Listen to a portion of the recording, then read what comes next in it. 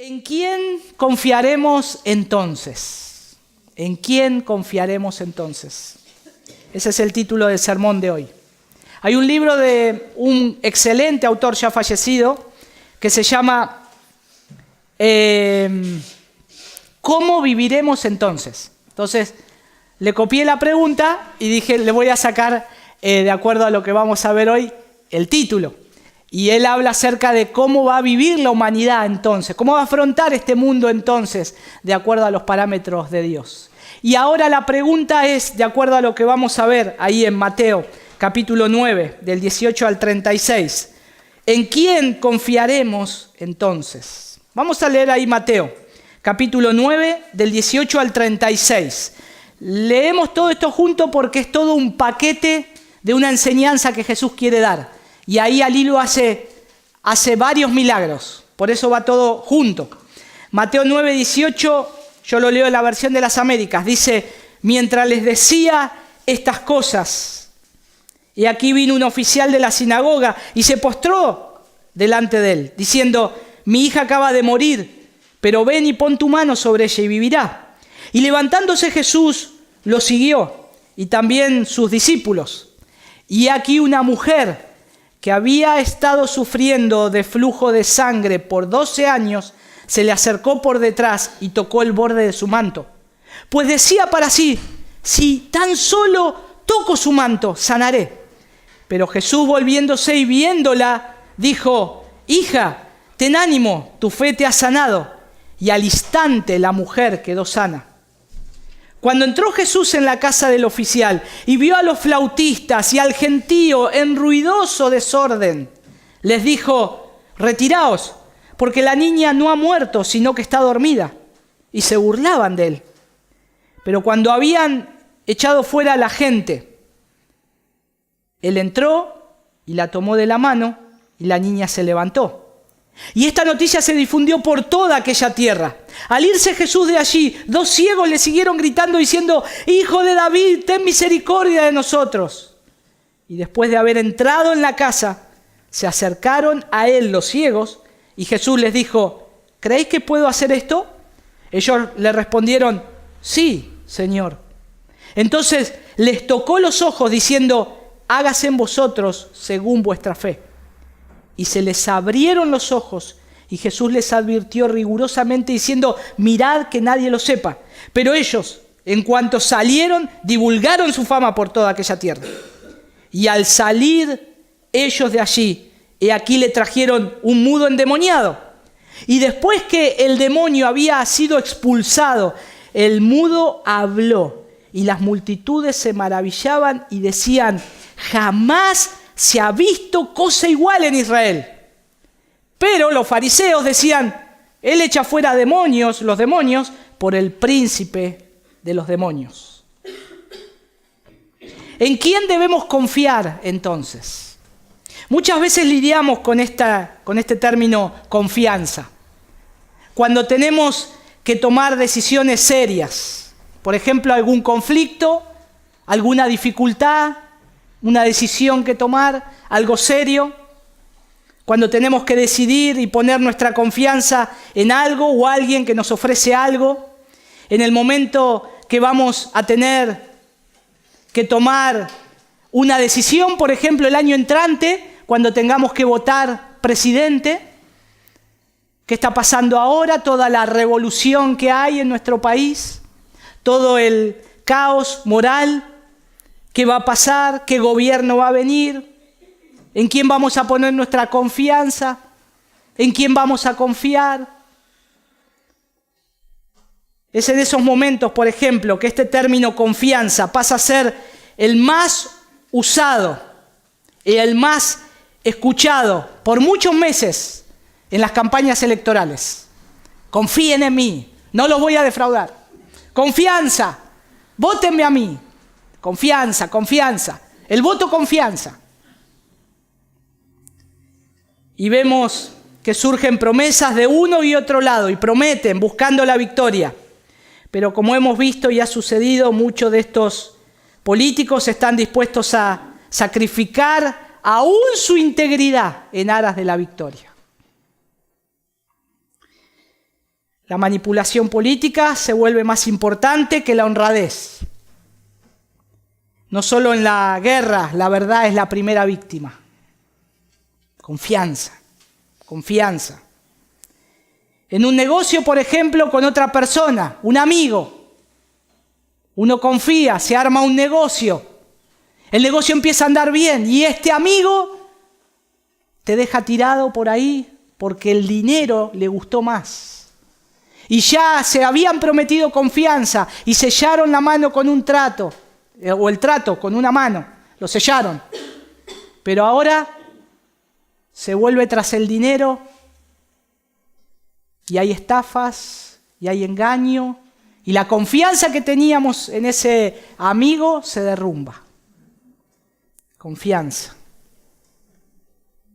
En los conflictos académicos, por ejemplo, se usa una tesis, alguien va a dar una tesis. Pero ¿qué pasa cuando se presenta esa idea? Surge una contratesis. Algo que alguien dice en contra de lo que dijiste.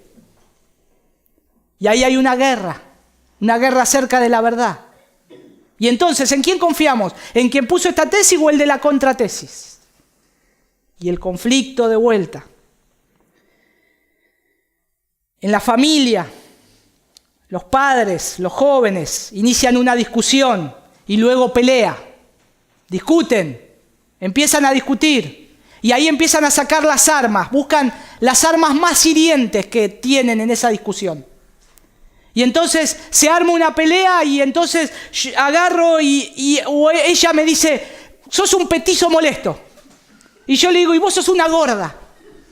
Palabras hirientes. La guerra. Porque se rompió esa confianza. Yo confiaba en vos y ahora ya no confío y ahora hay un conflicto. Y ahora surgen las agresiones. Para descubrir que en realidad esta cuestión de fiabilidad no está ligada solo a la amistad, al parentesco, etc.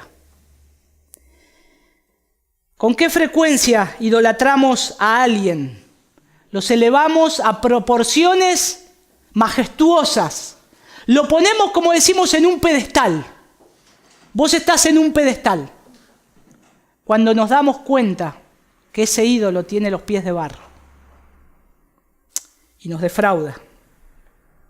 Nos maravillamos por la integridad, inocencia de nuestro ídolo y luego descubrimos que blanquea cuentas en Suiza, lo idolatramos y confiamos, puse toda mi confianza. Y está investigado en Panama Papers, hay cuadernos dando vuelta y se viene todo abajo. El hombre pierde su confianza. Admiramos la belleza que tiene esa mujer. Qué belleza, cómo se maneja, qué buen vocabulario que tiene. Mirá qué buena mujer que es. Y después nos damos cuenta que engaña a su marido con otra mujer. Y ahí se cae el ídolo. Desconfianza, confianza. ¿En quién confiaremos entonces? Pero aún más, hermanos, con desilusión descubrimos que la fragilidad y las flaquezas provienen de nosotros mismos. Que nosotros mismos no somos fiables. Que nosotros mismos, al ver mi corazón, no soy potable para los demás. Porque he engañado a otros, porque he mentido a otros, porque he defraudado a otros. Y entonces, ¿qué tengo que decirle a los demás si yo soy igual? Entonces la confianza ya ni siquiera es en mí mismo. Los de afuera me defraudan, pero yo mismo me defraudo. ¿En quién confiaremos entonces? Y en lo que hemos visto hasta ahora en el Evangelio de Mateo, desde el capítulo 8 hasta el capítulo 10, por lo menos lo vamos a ver hasta ese capítulo, es que cuando Jesús enfrenta al mundo, Él demuestra su completa confiabilidad. Constantemente hemos visto que Jesús lo que tenía que hacer lo hizo, no defraudó a nadie. Jesús lo prometió y lo hizo. Jesús lo prometió y lo cumplió. Y hasta ahora viene demostrando una serie de sucesos donde Él dice, mírenme a mí, yo soy confiable. Mírenme a mí. El hombre busca confianza en otras cosas, pero ustedes tienen que confiar en mí. Yo soy aquel que iba a venir. Yo soy aquel que iba a venir. Y en Jesús hay un centro, hay una integridad, una fidelidad que lo hace absolutamente confiable a Él. En todos los tiempos Jesús es confiable. En nuestro tiempo hoy Jesús es confiable. Por eso tenemos que poner nuestra fe en Jesús, porque Él demostró su confiabilidad. ¿Y cómo podemos ver entonces que Jesús es completamente confiable? ¿Cómo podemos encontrar esa completa fiabilidad en Jesús? Bueno, lo vamos a ver en todos estos sucesos que leímos en la palabra. En estos varios milagros que vienen seguidos uno atrás de otro. Pero no lo voy a tomar en un orden versículo a versículo. Lo voy a tomar de acuerdo al concepto de lo que Jesús quiere demostrar que Él es confiable. ¿Por qué Él es confiable? Y hay 4 razones. En primer lugar, debemos ver que Jesús se muestra fiable respecto al propósito por el cual Él vino. Jesús es confiable, le muestra que de acuerdo al propósito que Él vino a esta tierra, que está acá entre ellos, paseándose, tocándolos, hablándoles, ellos pueden confiar en Él. Y nosotros ahí vemos que en los capítulos 8 y 9 preparan el camino a la respuesta de quién es Él. Él está proporcionando a ellos y a nosotros hoy las credenciales de que Él es el Mesías anunciado. De que Jesús es el Mesías anunciado. Verdaderamente Él vino a este mundo. El Mesías prometido del Antiguo Testamento. Lo que hablaron los profetas que iba a venir. Ahora está entre ustedes. Ahí está. Ahí lo tienen en la casa. Ahí lo tienen en el barco. Ahí lo tienen en el valle, en el monte. Ahí está entre ustedes sanando. Mateo lo presenta de acuerdo a esa promesa. Y Jesús debe mostrarse digno de confianza a la hora de cumplir ese papel tan estricto. Si era el Mesías prometido, Él tenía que cumplir todo lo que Dios dijo que iba a hacer. Y no podía defraudar a nadie. Y Él era el que iba a venir. Por este motivo, Mateo condensa el relato de la curación de la hija del principal con la mujer que tenía flujo de sangre, como también esto va unido a la curación de los ciegos y después el exorcismo y la consecuente sanación del mudo. Lo condensa todo en un relato. Pero comencemos con el relato de este acontecimiento para poder ver la completa fiabilidad de Jesús. En Mateo capítulo 9, versículo 18 tenemos ahí que mientras Él enseñaba, hablaba, vino un hombre principal. Y aquel principal era un dirigente de la sinagoga. Y se llamaba Jairo. Curiosamente, en la Biblia tienen el título, ahí en Mateo dice, la hija de Jairo. No sé si tienen ustedes ahí. Pero acá Mateo nunca da el nombre, no dice que es Jairo. Pero está unido al relato de los demás evangelios. Por eso todos los evangelios explican lo que Jesús hizo de diferentes puntos. El Evangelio de Marcos, capítulo 5, que es el Evangelio que relata más detalles, ahí dice que es la hija de Jairo.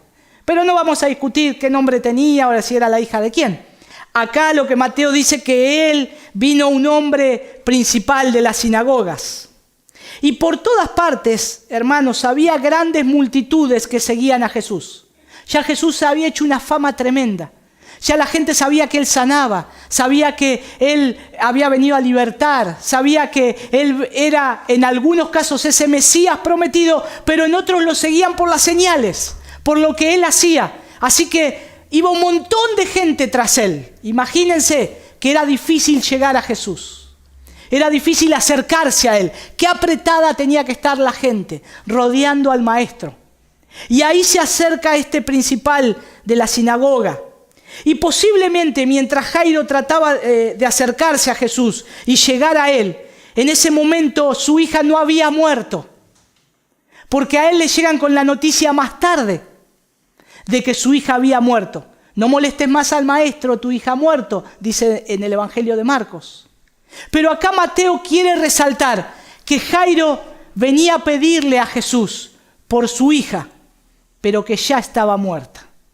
que ya estaba muerta. Ya entonces podemos ver que luego de la sanación de la mujer con flujo de sangre, ahí le anuncian que su hija murió. Después de que pasa eso, le anuncian que su hija murió. Pero Mateo no hace esas explicaciones como hace Marcos. Mateo elimina los detalles de poco interés para enfocarse en la idea principal que él quería introducir. La idea principal que Mateo nos quiere decir condensa aún en lo que respecta a los detalles de la muerte de la niña. ¿Por qué? Como dice un autor, ¿por qué Mateo saca los detalles de algunas cosas y otros evangelios no?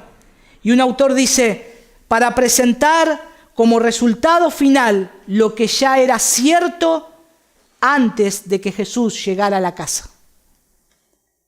Antes de que Jesús llegara a la casa. Ya Jesús ya sabía lo que iba a hacer y lo iba a cumplir. Ya Él lo iba a cumplir, lo tenía que cumplir, porque Jesús es digno de confianza. Porque para eso Él estaba ahí. Pero sí hace énfasis en las lamentaciones mortuorias que vimos ahí, de todo el alboroto que estaban haciendo en la casa y los flautistas y todas las cosas que hacían por la niña fallecida cuando alguien moría. En aquella cultura se hacía cuando alguien moría se contrataba algún cantor o se contrataba algún flautista, alguien que toque. También en aquella cultura, cuando una familia pobre aún a veces moría alguien, había que pagar por esos servicios. Y también, miren cómo es, que pagaban por una planidera o una planificadora del evento que estaba aconteciendo. O sea, vieron que para las bodas hay una body planner. Y acá, ¿cómo sería? Una death planner. ¿Cómo es en inglés, profe? Planificadora de la muerte, digamos. Ahí está. Planificaba lo que era el velorio. Y ella decía cómo tenían que tocar la flauta. Ella decía, ahora las que lloran, ahora las que lloran. Y contrataban mujeres para llorar. Y estaba todo planificado. Por eso había alboroto. Por eso Mateo no resalta esto, sino que lo que quiere mostrar es que la niña estaba muerta. Ya todos se dan cuenta que estaba muerta. Hay evidencia que estaba muerta. No es que se durmió, tuvo una muerte cerebral y volvió a la vida. No, estaba muerta. Estaba muerta. Por eso también se burlaban de Jesús cuando dice en el versículo 24, la niña no está muerta, sino que duerme, dice Jesús. Y se burlaban de él. Está re muerta, estamos haciendo todo esto ¿para qué? Está muerta, verdaderamente. Por eso Mateo centra esto en el texto, presentarlo como el Mesías que está haciendo lo que los profetas decían que él iba a hacer. Este era el Mesías que iba a venir, iba a hacer esos milagros. Este era el profeta que iba a venir, iba a sanar, iba a resucitar muertos. Él es. Por eso también el título de Mesías va ligado a lo que exclamaron los ciegos en el 9:27. Fíjese que le dice, al irse Jesús de allí, 2 ciegos le siguieron gritando y diciendo, Hijo de David. ¿Qué están ellos diciéndole? Hijo de David. ¿Quién es el único hijo de David? El Mesías que iba a venir. Ellos están proclamando y declarando que Él es el Mesías. Te reconocemos como Mesías.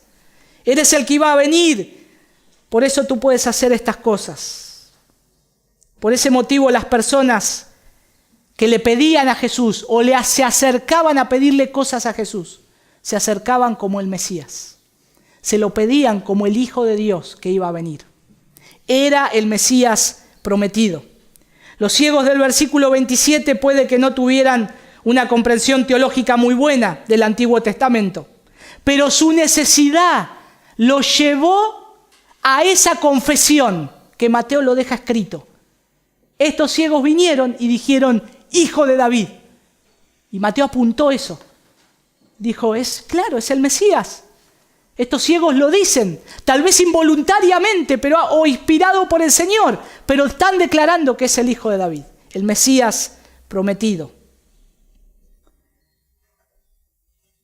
Quizás ellos oyeron hablar de Jesús también, si Él ya venía haciendo milagros y su fama crecía, porque se escuchaba de Jesús. Entonces ellos ya sabían que Él era, o tal vez en algún punto conectaron con lo que el profeta Isaías dijo. Que los ciegos ven, que los cojos andan, que los muertos son resucitados. Posiblemente también. Pero ellos hacen esta declaración y se acercan a Jesús con una actitud de misericordia. Total, ellos, ¿qué tenían que perder? Ya estaban ciegos. Si no pasaba nada, seguían ciegos. Pero ellos se acercan a Jesús sabiendo que Él es el objeto de la fe. Él es aquel en el cual ellos podían confiar para recibir el milagro.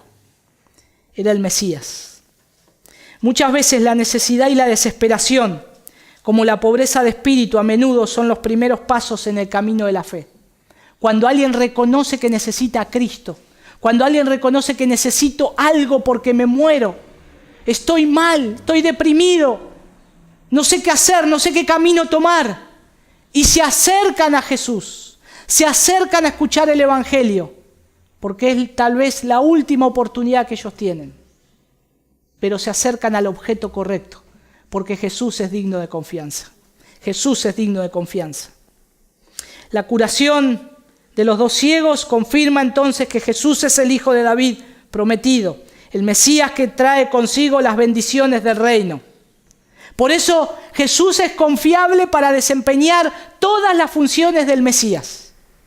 Jesús es confiable. Si el Señor le dijo a los profetas, va a venir el Mesías anunciado, cuando viene Jesús, Él cumple lo que se dijo de Él. Si tiene el título de Mesías, Él tenía que cumplir todo lo que vino para hacer. Porque Él tenía que ser confiable para la gente. La gente tenía que apoyarse en Él, porque Él era el camino, la verdad y la vida. Si fracasaba en esto, entonces no sería digno de confianza respecto a la misión que le fue encomendada. Si Jesús fracasaba en un punto de estos, entonces la gente ya no confiaba más, podía no confiar más en Jesús. Ya su Mesías falló. Ya el Mesías prometido falló. Por eso algunos dudaban de la muerte de Jesús. ¿No era este que nos iba a librar? ¿No era este que iba a hacer esto, de esta tiranía? Pero es que Él vino a salvar pecadores y su misión la cumplió perfectamente. El punto es que a veces perdemos de vista a qué vino Jesús. Por eso Mateo reitera esto y esta sencilla verdad que Jesús es el auténtico Mesías. Podemos sacar una aplicación de acá, en esto, hermanos. Debería constituir un maravilloso motivo de ánimo para los creyentes hoy en día de que Jesús es el Mesías, de que Jesús vino a este mundo, habitó este mundo, murió y resucitó, y Él cumplió todo lo que tenía que cumplir como el Mesías prometido. Eso tendría que ser un ánimo para nosotros, porque Él jamás falló, jamás. Jamás Jesús prometió algo y no lo hizo. Todo lo cumplió al pie de la letra. Y nosotros entonces tenemos que preguntarnos si vino a salvar a su pueblo de sus pecados. Eso es lo que venía a hacer el Mesías. Vino a salvar a nosotros de nuestros pecados. Entonces, ¿no lo va a hacer Él? Entonces, ¿no va a transformar tu vida? Entonces, ¿no nos va a cambiar? ¿Por qué no confiamos en Él? Si todo lo que Él hace lo va a hacer. Si Él prometió que nos iba a salvar y que nos va a santificar y que nos va a acompañar hasta el cielo, nos va a llevar hasta el cielo, ¿no vamos a confiar en Él? Si por eso nos está dando Mateo este relato, confíen en Jesús. Todo lo que tenía que hacer, Él lo hizo, confíen. Confiemos en Él, Él es digno de confianza. Aunque veamos que la maldad avanza en la sociedad, el pecado avanza en la sociedad, Jesús todavía vino a salvar, a cambiar, a transformar, a sanar si tiene que sanar, a sacar a los cautivos que están presos bajo el dominio de Satanás. Él todavía vino a hacer esa tarea y la va a hacer y la va a cumplir. La va a cumplir porque Él es fiable. Él, hermanos, es fiable a la hora de cumplir los propósitos para los que vino. Y estos van unidos a los beneficios de Dios. No solo Él quiere salvarte de tus pecados, sino que si te tiene que sanar, te va a sanar.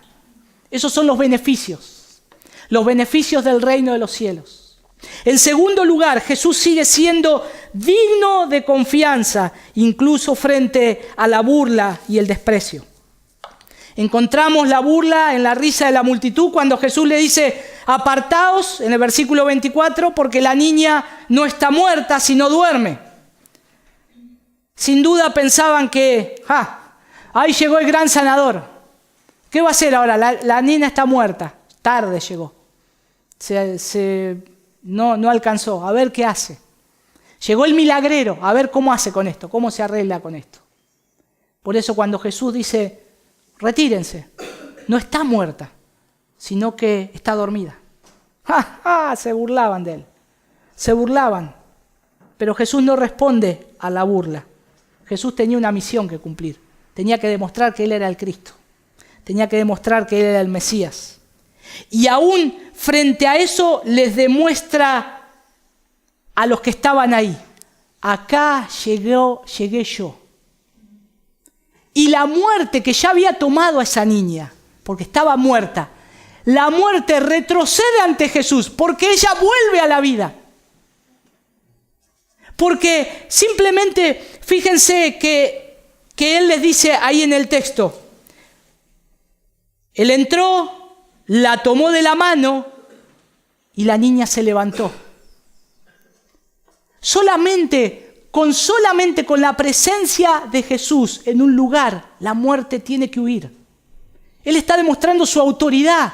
Él está demostrando que Él es el Mesías. Él vino para eso, para resucitar a muertos. Y si es el Mesías prometido, cuando se choca la muerte con Él, que es la vida, la muerte huye.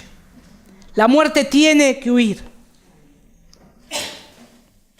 Pero aún las burlas no le apartaron de su camino a Jesús. Algo similar también pasa a partir de los ataques difamatorios que se registran al final de esta sección de la Escritura, después de expulsar al demonio. ¿Qué pasó? Dice: la gente se maravillaba y decían: nunca hemos visto cosa semejante en Israel. ¿Quién hizo esto? Nunca lo vimos. No hay. No existió. Desgraciadamente también había otra opinión. El versículo 34, los fariseos. ¿Qué decían ahí los fariseos? Él echa fuera a los demonios por el príncipe de los demonios. El punto de vista oficial de ellos decía: Jesús puede echar demonios porque Él está aliado con los demonios. Esa era la versión oficial de los fariseos. Pero en después en Mateo capítulo 12, más adelante, Él responde lo que ellos estaban pensando o lo que ellos decían. No lo hace acá, porque la misión que acá tenía Jesús era hacer esto para demostrar el poder y la autoridad que Él tenía como el Mesías, que es lo que Mateo quiere resaltar. Pero Mateo después en el capítulo 12 le responde y dice: ¿cómo puede echar Belcebú en nombre de Belcebú? O sea, ¿cómo puede aquel que es el príncipe de los demonios echarse a sí mismo de alguien? Se está destruyendo solo. Un reino dividido no puede estar. Ahora Él en el versículo 28 de Mateo 12 le dice: entonces piensen esto: si yo echo fuera a los demonios no por Belcebú, si yo echo fuera a los demonios en nombre de Dios, no quiere decir que el reino de los cielos se ha acercado. Y era tal cual. Piensen. Entonces solamente le hacía: usen la lógica aunque sea. Satanás no se va a echar a sí mismo porque se está haciendo un mal. Ahora, si yo hago esto y el demonio sale, ¿no será que el reino de los cielos se ha acercado? ¡Wow! Tremendo. Pero Jesús acá estaba haciendo esto y estaba mostrando que Él tenía poder sobre la muerte. Por eso sus oponentes a veces tergiversaban sus motivos, torcían lo que Jesús hacía y querían poner sus opiniones y hablaban mal de sus milagros. Los milagros venían del Padre y ellos decían que venían del diablo. Su autoridad era de Dios. Y ellos decían que era demoníaca. No obstante, Jesús no solo demostró ser fiable a pesar de las burlas y la calumnia, sino que lo hizo precisamente porque esta era su misión. Él tenía que hacer eso. Estaba en la agenda de Él resucitar a esa niña. Lo tenía que hacer. ¿Qué aplicación también podemos encontrar acá?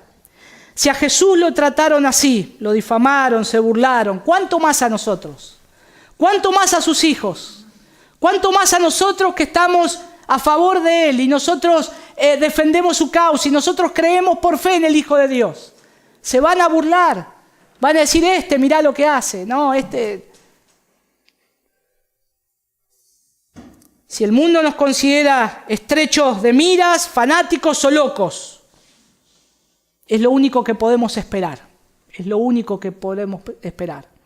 Son retrógrados. Una frase que hoy se usa mucho. ¿Y qué vamos a esperar del mundo? Van a decir eso, lo dijeron con nuestro Señor. Pero nosotros seguimos a Cristo y nosotros sabemos lo que Jesús vino a hacer. Al menos el mundo no suele acusarnos de andar aliados con el diablo, ¿no? Mejor que no nos acusen de andar aliados con el diablo, sino que mostremos el reino de los cielos. En tercer lugar, Jesús es digno de confianza, tanto si la fe de los que se acercan a Él es grande como si es pequeña, siempre que nazca de la necesidad que está centrada en Él. No importa cuánta fe tenés, no importa si tenés una fe para decir, creo Jesús, vos me podés sanar hoy. O si decís, no sé Señor, qué sé yo, saname, no sé, no tengo argumento, no encuentro nada. Yo lo único que sé que te necesito, saname. Jesús no está hablando qué cantidad de fe tenés, sino que Él quiere mostrarnos que Él es digno de confianza. No importa cuánta fe tengas, solamente vos creés que podés, creés que Jesús puede hacerlo, ya está. Y es necesario explicar esta idea, porque es un estabilizador en la fe cristiana. Porque a veces yo he escuchado la desgracia de que alguien ha enseñado, no te sanás porque es falta de fe. ¡Wow, hermanos! Cuando se enfrenten delante de Dios, ¿cómo? ¿Por falta de fe mía? Si yo no tengo fe casi. Y Jesús no enseña la cantidad. Recordamos anteriormente al centurión que Jesús dijo, manifestó una gran fe. ¿Qué gran fe de este hombre? En Mateo capítulo 8. Por lo tanto, la fe de este oficial de la sinagoga era similar al creer que Jesús tenía el poder para sanar o resucitar a su hija.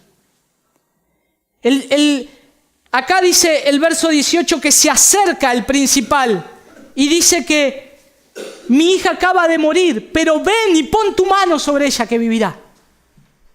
Vos podés hacer esto, Jesús, ya está el último recurso, no queda más, está muerta. Pero él tenía fe en Jesús. Cuando ahora consideramos los pasajes que tenemos por delante, encontramos otras dos referencias a la fe. Y en ambos casos la fe se manifiesta bajo un aspecto en cierto modo nuevo, que no se había dado en otra parte. Mateo no lo describe, pero podemos ver acá que en el versículo 20 y 22 encontramos a la mujer con la hemorragia, con flujo de sangre. Y una vez más, Mateo reduce la historia a sus puntos esenciales. No da detalles de la hemorragia de esta mujer, qué era que le había pasado, un diagnóstico médico. Solamente la expone así, una mujer con ese flujo de sangre. Se comenta brevemente la gravedad de la condición de aquella mujer. La había padecido durante 12 largos años, no 12 cortos años, 12 largos años, día a día. Esta mujer, vivir con esa hemorragia era tremendo para ella. Si la hemorragia provenía de su vientre, según la ley judía, durante todo ese periodo ella había sido considerada impura, una mujer impura. No se podía acercar a otros, no podía adorar a Dios, no podía acercarse a las cosas santas. En otros términos, ella no podía estar entre la multitud, ni mucho menos haber tocado a Jesús. Pero es curioso que esta mujer tenía una fe supersticiosa. Porque ella dice, si toco el manto, o sea, como decir, si toco el pedazo de tela voy a quedar sano. Si toco el pedazo de tela voy a quedar sano. Una fe supersticiosa. ¿Y qué pasa ahí? Cree que tocar un trozo de tela puede sanarla. Es como las personas de Hechos capítulo 5, cuando Pedro pasaba y sanaba con la sombra. Aunque la sombra caiga, que no venga Pedro y me ore, aún si su sombra, pero es la fe que ellos tenían en Pedro. La mujer tenía la fe en ese pedazo de tela, La vista de ella era que ella tenía la fe, que Jesús podía sanarla. Jesús podía sanarla porque Él vino para eso.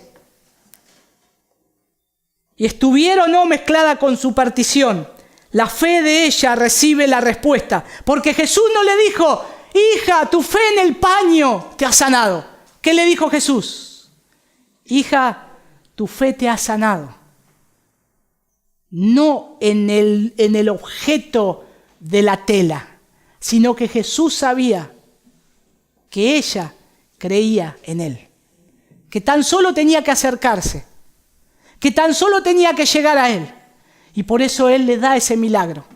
Porque se estaba acercando al objeto correcto, que era la persona de Jesús. Era solamente Él. Ten ánimo, hija, le dice, tu fe te ha salvado. Y finalmente la curación de los dos ciegos.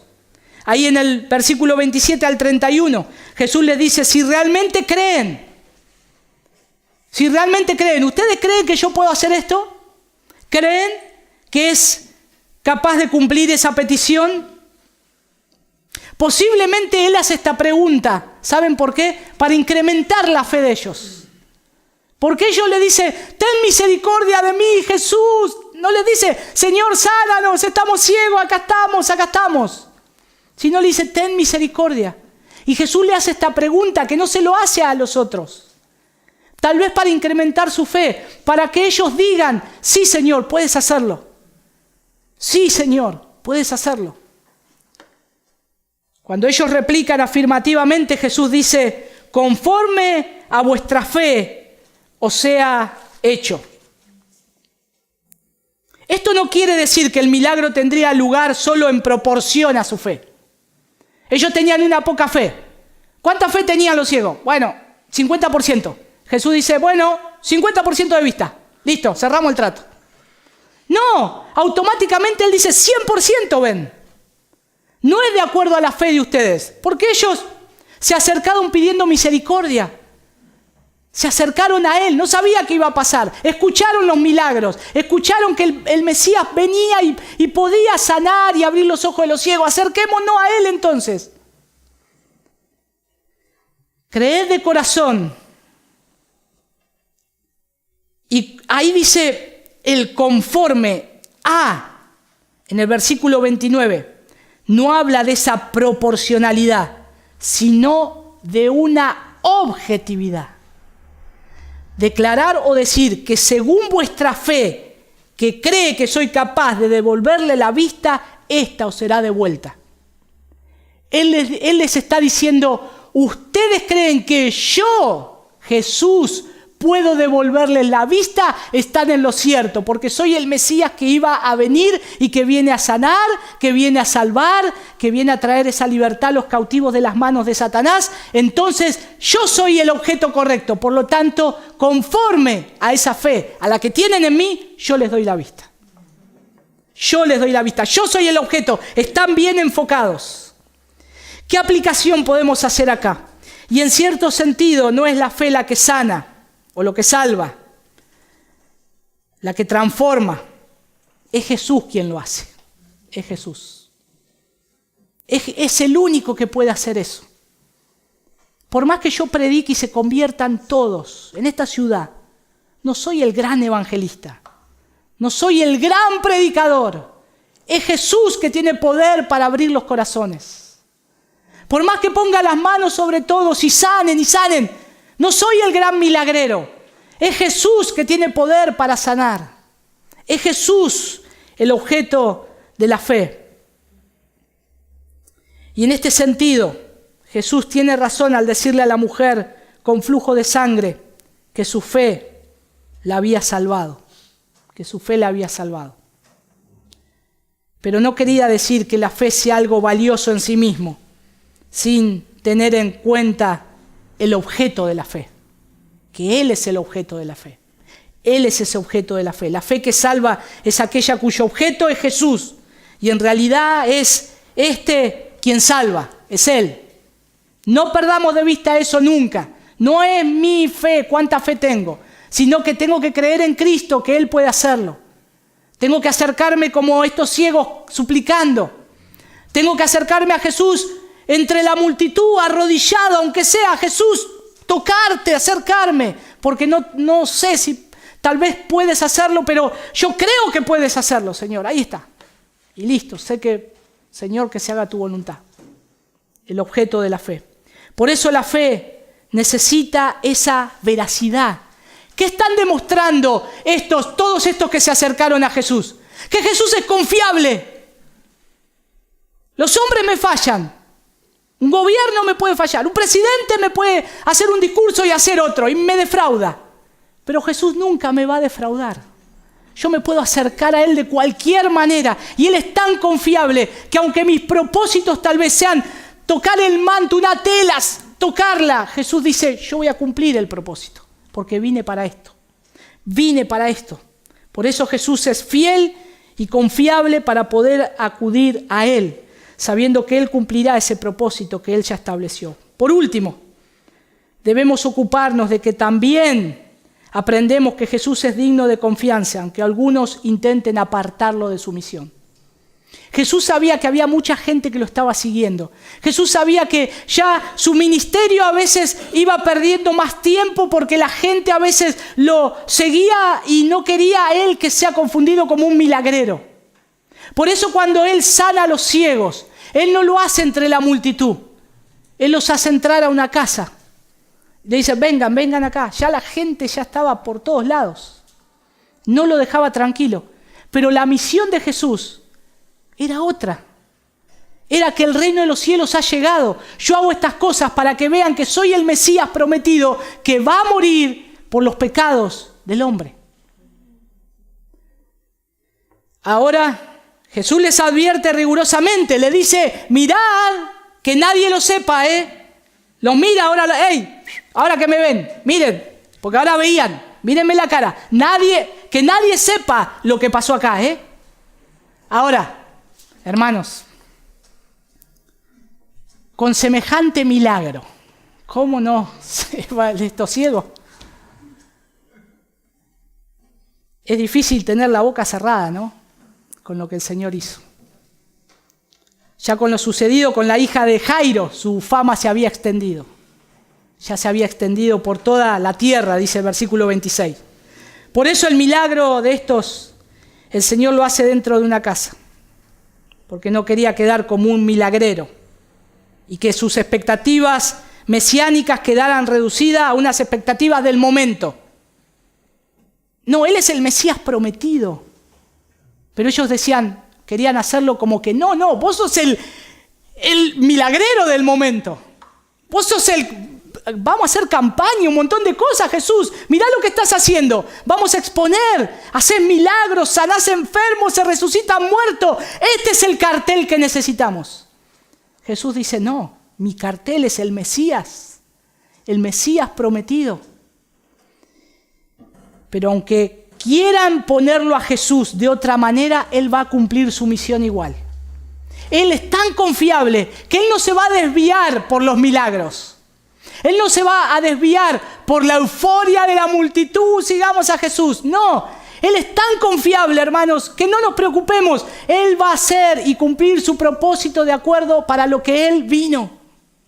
El Mesías prometido, el que tenía que morir en la cruz como un delincuente, pagar el precio de nuestros pecados y morir siendo impopular.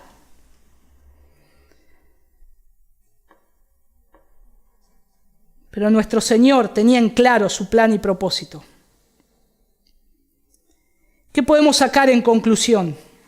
Amados hermanos, todas estas observaciones nos llevan a un punto final de enorme importancia. La estructura de la fiabilidad de Jesús la vemos manifiesta de una y otra manera en los evangelios. De una y otra manera. Y a veces hace referencia a ellas en otros libros neotestamentarios, como el libro que también estamos viendo de Hebreos. Porque en Hebreos capítulo 3, versículo 1, ¿saben cómo lo presenta el autor de Hebreos? Digno de confianza, porque Él hizo lo que tenía que hacer del Padre. Jesús superior a todos, pero Jesús digno de confianza, confíen en Él. Porque la voluntad del Padre que Él tenía que hacer la hizo, y la que tiene que seguir haciendo la va a hacer. Aún cuando nosotros esperamos que Él venga. Por eso tan preciosa la canción que cantamos hoy, Peregrinos hoy. Somos peregrinos, hermanos. Jesús viene, va a venir a buscarnos. Vamos a estar con Él, lo vamos a ver cara a cara. No desfallezcamos. Las cosas del momento, la desconfianza en los hombres, este mundo se cae a pedazos. No hay lugar en la tierra que se pueda ir a vivir. Pero por supuesto, confiemos en Jesús. Porque Él, solamente Él, dentro de este pequeño mundo, es digno de confianza. Solamente Él, trayendo a todos los hombres de este mundo, a todos los gobernantes, a todos los economistas, los ponemos en una balanza y pesan menos que nada. Jesús extiende la balanza. Él es el cual nosotros tenemos que confiar. Pero sobre todas las cosas, tenemos que confiar para ser salvos. El pecador tiene que mirar a Cristo para ser salvo. Y confiar que Él es el único camino para reconciliarse con Dios. Él es el único camino y Él es el único que tengo que poner mi confianza para que me libre de mis pecados y yo pueda correr libremente a los brazos de Él. Por eso el Evangelio es Cristo, el único digno de confianza. Señor, queremos darte gracias.